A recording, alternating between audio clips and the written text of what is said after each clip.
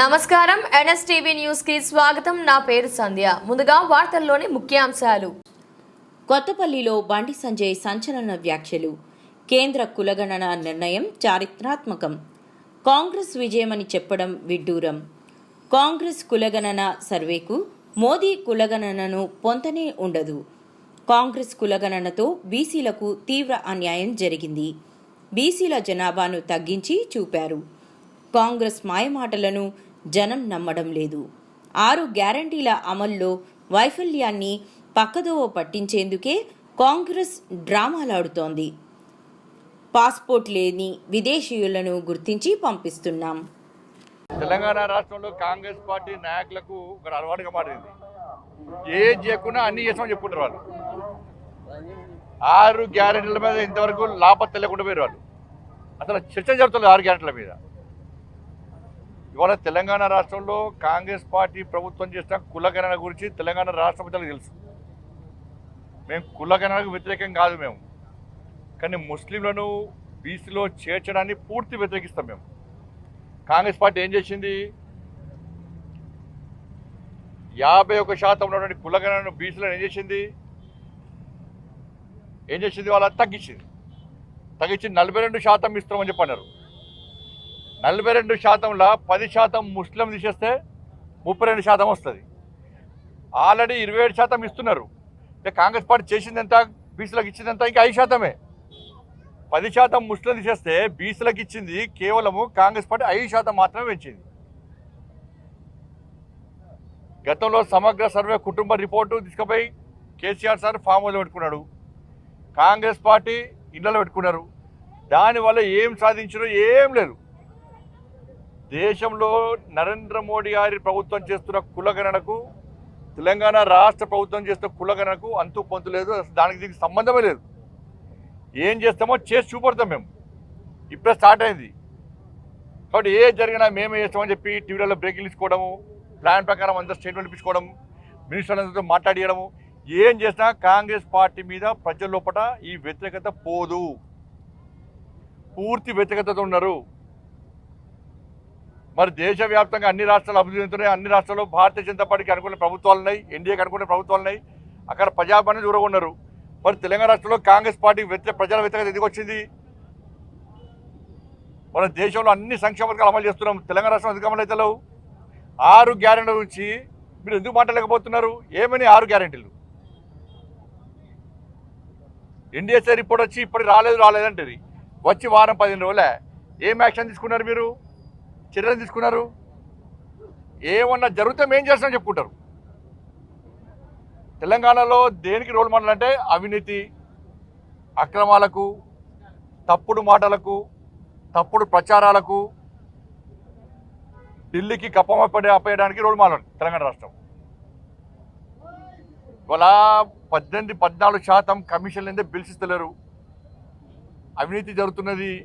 ఇది కాంగ్రెస్ పార్టీ స్వయాన శాసన సభ్యులే బయట చెప్పుకుంటున్నారు. ఇది రోల్ మోడల్. ఇది ఇలా అవినీతిపై విచారణ జరుపుతాం, అందరిని జైలుకి పంపుతామన్నారు. ఏమైంది? అవినీతిని మీరే ప్రోత్సహిస్తున్నారు. దీని రోల్ మోడల్. ఇది ఇచ్చిన 6 గ్యారెంటీలు అమలు చేస్తాం, 100 రోజులు అమలు చేస్తామన్నారు. ఏమైంది? ఇలా ఇది రోల్ మోడల్. ఇది కానీ కేంద్రం చెప్పి చేసిన దాన్ని మాదని చెప్పుకుంటే ప్రజలు అవుతున్నారు. ఇవాళ ప్రజలందరూ చాలా మంచి ఆలోచనతో ఆలోచిస్తున్నారు. నరేంద్ర మోడీ గారి మీద విశ్వాసం, నమ్మకం ఉంది. ఈ తెలంగాణ రాష్ట్రంలో కులగణన అనేది ఫెయిల్ అయిపోయింది. మొత్తము లెక్కలకు అంతు పంతు లేదు. ఎన్నికల కమిషన్ జనాభాకు దిగులిచ్చిన ఎన్నిక కులగణకు సంబంధం లేదు. ఉన్న పాపులేషన్కు విలేజ్ కులగణకు సంబంధం లేదు. ఏమి అంత మొత్తం పూర్తిగా తేడాతో ఉన్నది. కాబట్టి వాళ్ళ దేశంలో జరిగే కులగణనకు, తెలంగాణ రాష్ట్రంలో జరిగే కులగణనకు చాలా ఫరక్ ఉంటుంది. కాబట్టి మీరు ఎంత గొంతెత్తి చెప్పుకున్నా కూడా ఇలా ప్రజలు మోడీ గారి మీద విశ్వాసాన్ని నమ్మకంతో ఉన్నారు. కాబట్టి మీ మాయ మాటలు నమ్మరన్న విషయం గుర్తుంచుకోవాలని కోరుతున్నాను.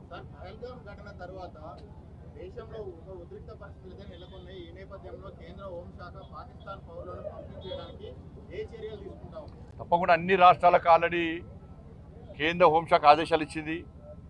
వీసా గడువు ముగిసినటువంటి, వీసాలు లేకుండా, పాస్పోర్ట్ లేకుండా ఎవరైతే ఉన్నారో అందరినీ పంపించాల్సిన బాధ్యత ఆయా రాష్ట్ర ప్రభుత్వాల మీద ఉంటుంది. భారతీయ జనతా పార్టీ పాలిత రాష్ట్రంలో చాలా సీరియస్ నడుస్తున్నది. తెలంగాణ రాష్ట్రంలో తూతూ మంతంగా సాగుతున్నది. ఇప్పటికి చాలామంది పాస్పోర్ట్ లేకుండా వీసాలు లేకుండా ఇక్కడ నివసిస్తున్నారు. వారు రోహింగ్యాల విషయంలో కాంగ్రెస్ పార్టీ ప్రభుత్వం తీసుకోవాలి. నేను రిక్వెస్ట్ చేసిన ఒకటే రాష్ట్ర ముఖ్యమంత్రి కానీ దయచేసి దీన్ని శాంతి భద్రత సమస్యగా చూడండి. ఇది హిందూ ముస్లిం మతం కోణంతో చూసే ప్రయత్నం చేయకండి. మీరు మతం కోణంతో చూసే ప్రయత్నం చేస్తే ఈ తెలంగాణ రాష్ట్రం అనేది టెర్రరిస్టులకు అడ్డగా మారుతుంది. దీన్ని గుర్తుంచుకోవాల్సిన అవసరం ఉంది. నిన్న చూసాను నేను ఏది ముఖ్యమంత్రి గారి మాటలు చూసాను నిన్న ఏది ఆపరేషన్ కగారు విషయంలో. ఇప్పుడు వాళ్ళ చేత తుపాకులు ఉంటాయి, మావోయిస్టుల చేతిలో తుపాకులు ఉన్నాయి. దాన్ని రాష్ట్ర ముఖ్యమంత్రి గారు ఏమంటారు, సామాజిక కొంత చూస్తూ ఉంటారు. ఇది ఎక్కడ పద్ధతి? వాళ్ళ చేతిలో తుపాకులు ఉన్నాయి, వాళ్ళు మైండ్స్ని పెట్టిండ్రు పోలీసులు చంపడానికి. మీ కాంగ్రెస్ పార్టీ ప్రభుత్వమే మావోయిస్టులను నిషేధించింది. కాంగ్రెస్ పార్టీ ప్రభుత్వమే నిషేధించింది. మీ ప్రభుత్వం మీ పార్టీ నిషేధించినటువంటి దాన్ని మీరు పడుకోకుండా దాని సామాజిక కొంత చూస్తున్న రాష్ట్ర ముఖ్యమంత్రి చెప్పడము, మంత్రులు దీన్ని ఖండించడము, ఇది మంచి పద్ధతి కాదు. దమ్ముంటే ధైర్యం ఉంటే రాష్ట్ర ముఖ్యమంత్రి గారిని చలో మావోయిస్టులను నిషేధం తొలగించే దమ్ము మీకు ఉందా? మరి ప్రజలు తిరగబడతారు ఇవాళ. కానీ దాని గిరిజనుల పేరుతోని దాన్ని చూడడానికి మంచి పద్ధతి కాదు. గిరిజనులు ఎవరు పోలీసులను చంపరు, గిరిజనులు ఎవరు మైండ్స్ పెట్టి బ్లాస్టింగ్ చేయరు, గిరిజనులు ఎవరు అమాయకులను చంపరు, గిరిజనుల చేత తుపాకులు ఉన్నాయి. కాబట్టి అనేక మంది అమాయకులను చంపారు. వాళ్ళ దాని మీద ఈ సంఘాలు ఎప్పుడు మాట్లాడాయి. ఇవాళ వచ్చి ఇలా చర్చలు జరపాలంటే తుపాకీ చేతిలో ఉన్నటువంటి వ్యక్తులతో నిషేధింపబడిన సంస్థతో ప్రభుత్వం ఏ విధంగా చర్చలు జరపాలి దాని గురించి చెప్పాలి.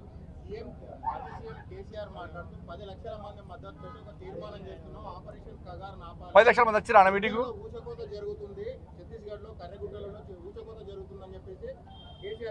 ఇక మళ్ళీ కనబడే ఇప్పుడు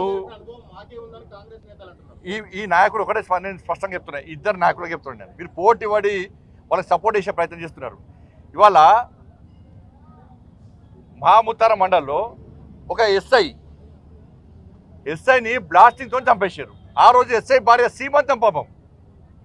ఒక కానిస్టేబుల్ చంపేసారు ఆ రోజే. ఆ కానిస్టేబుల్ కొడుకు బర్త్డే. మరి ఆ రోజు కేసీఆర్ గారు వేరు, రేవంత్ రెడ్డి గారు వేరు. వాళ్ళ దూరదర్శన్ రిపోర్టరు ఆడ టెలికాస్ట్ కవరేజ్ కోసం పోతే ఆయన చంపేశారు లక్షలు. మరి ఆ రోజు కేసీఆర్ గారు ఎందుకు మాట్లాడలే, ఈ సంఘాలు ఎందుకు మాట్లాడలే, రేవంత్ రెడ్డి గారు మాట్లాడలే? అరే వరంగల్ సామా జగన్మోహన్ రెడ్డి మా కార్యకర్తను చంపేశారు, జాతీయ జెండా ఎగరేసి చంపేశారు, అప్పుడు ఎందుకు మాట్లాడలే? వీళ్ళు మధుసూదన్ గౌడ్ చంపేశారు, అప్పుడు ఎందుకు మాట్లాడలే? రామన్న గోపన్న చంపేశారు, అప్పుడు ఎందుకు మాట్లాడలే? మీ కాంగ్రెస్ పార్టీ నాయకులను చంపేశారు చాలామంది. శ్రీపాదరావు అజాత శత్రువు శ్రీపాదరావు గారిని చంపేస్తే వాళ్ళ కాంగ్రెస్ పార్టీ నాయకులను చంపేశారు. కేసీఆర్ గారు టీడీపీలో ఉన్నప్పుడు టీడీపీ నాయకులను చంపేశారు, అప్పుడు ఎందుకు మాట్లాడలే? కేసీఆర్ గారు ఎందుకు మాట్లాడలే? రేవంత్ రెడ్డి ఎందుకు మాట్లాడలే? ఇలా పోటీ పడి మాట్లాడే ప్రయత్నం చేస్తున్నారు. కేంద్ర బలగాలను మైన్స్ పెట్టి ఇదే ములుగు ఫారెస్ట్లో చంపడము వీళ్ళు సమర్థిస్తారా? ఇద్దరు నాయకులు సమర్థిస్తారా? చర్చలు జరిపే ప్రసక్తి లేదు. వాళ్ళు తుపాకీ వీడాల్సిందే, పోలీసులకు లొంగిపోవాల్సిందే, వాళ్ళ ప్రవర్తన మార్చుకోవాల్సిందే.